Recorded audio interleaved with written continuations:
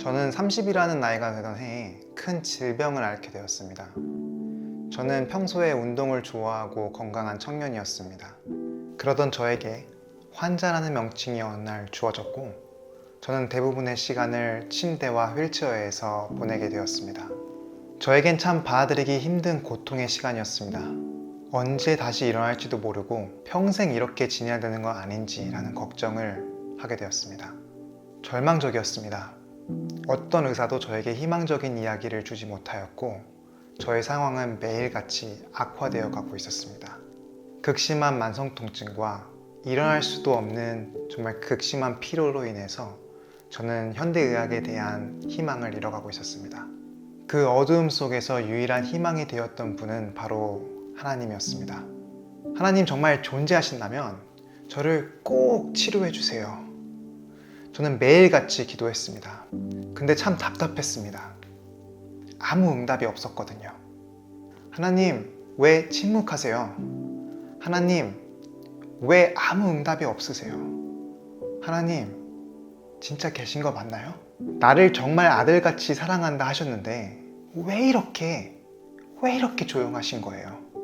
저의 고통을 정말 보고 계신 거 맞나요? 하나님, 왜 침묵하세요? 이 질문은 저뿐만 아니라 많이들 하는 질문이라는 생각이 듭니다. 저는 하나님께서 침묵하시는 이 기간 동안 성경을 읽으며 시간을 보냈고, 그러면서 하나님이 왜 침묵하시는지를 조금 더 이해할 수 있게 되었습니다. 시편의 저자 다윗은 하나님의 침묵의 시간을 이렇게 표현했습니다. 내 하나님이여, 내가 낮에도 부르짖고 밤에도 잠잠하지 아니하오나 응답하지 아니하시나이다. My God, I cry out by day, but you do not answer, by night, but I find no rest. 다윗은 하나님의 침묵을 잘 이해하는 사람이었고, 끊임없이 포기하지 않고 기도했습니다. 아브라함이 그의 아들 이삭을 번제물로 드리려 모리아산에 올라갔을 때 그는 답답했을 것입니다. 3일 동안 아들을 죽이려 산꼭대기로 올라가는 동안 하나님은 그에게 일체 침묵하셨습니다.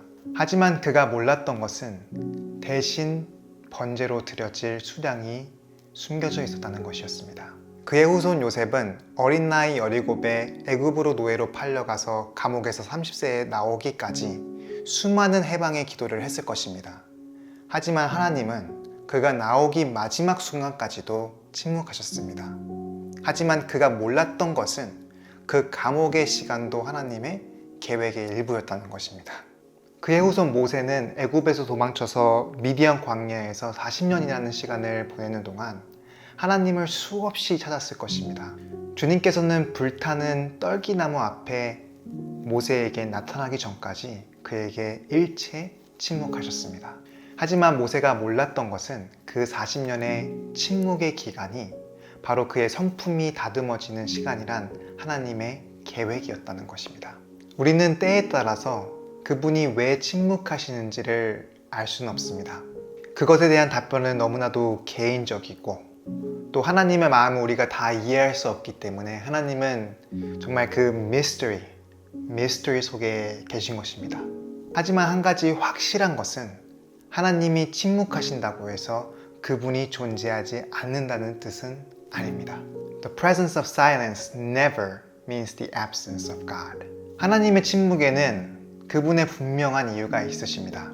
아브라함에게 하나님께서 침묵하지 않으셨다면 아브라함은 결코 하나님의 독생자 예수님을 이 세상에 보내시는 마음을 이해하지 못했을 것입니다.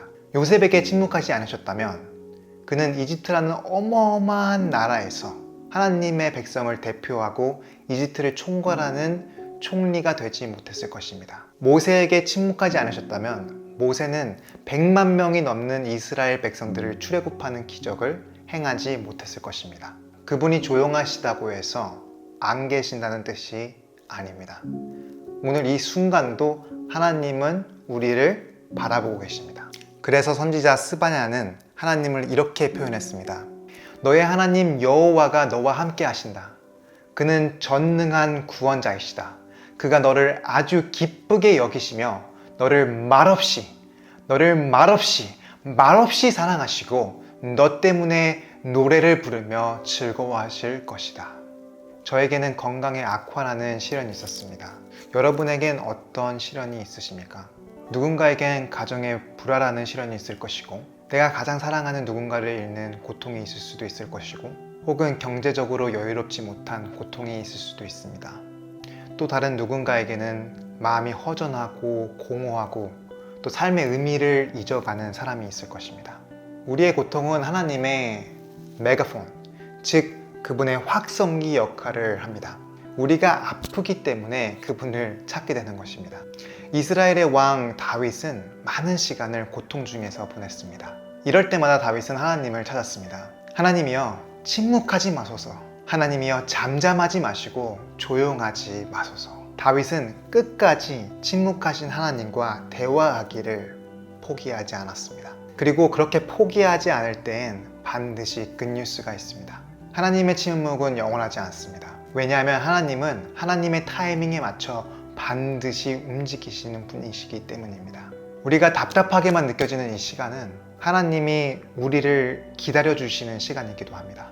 하나님은 더욱더 우리가 그분을 의지하고 그분을 찾기를 원하십니다. 우리의 침묵의 기간 동안 다시 한번 우리의 삶을 돌아보고, 나의 삶의 우선순위가 혹시 바뀌진 않았는지, 하나님은 말씀하시는데 혹시 내가 그분의 음성을 분별하지 못하는 건 아닌지, 혹시 우리의 기도가 내가 원하는 것만 요구하는, 나에게 최고로 필요한 것이라는 착각에 빠지지 않았는지, 혹은 내가 그분께 기도하는 시간이 적진 않았는지, 내가 하나님의 말씀을 충분히 읽고 있는 것인지. 침묵의 시간은 우리가 하나님과 단절된 이 죄된 세상에서 다시 그분과 수신을 회복하고 영적으로 성숙하는 기간입니다. 우리가 이해하지 못한다고 해서 하나님의 침묵에는 이유가 없는 것이 아닙니다. 지혜의 왕 솔로몬은 이렇게 표현했습니다. 우리 하나님께서는 찢을 때가 있고 꿰맬 때가 있으며, 잠잠할 때가 있고 말할 때가 있으며, 사랑할 때가 있고 미워할 때가 있으며, 전쟁할 때가 있고 평화할 때가 있느니라. 지혜로운 사람의 조용한 말이 어리석은 임금의 호령하는 소리보다 낫다. 그렇다면 하나님의 침묵은 bad news로만 볼 수 있는 것이 아니라 good news라고 생각할 수도 있는 거겠네요. 우리가 하나님과 가까워지는 것을 다윗 왕처럼 포기하지만 않는다면, 제가 아는 하나님께서는, 또 믿음의 선조들에게 나타나셨던 그 하나님께서는 반드시 그분의 타이밍에 맞춰서 우리에게 응답하실 것입니다.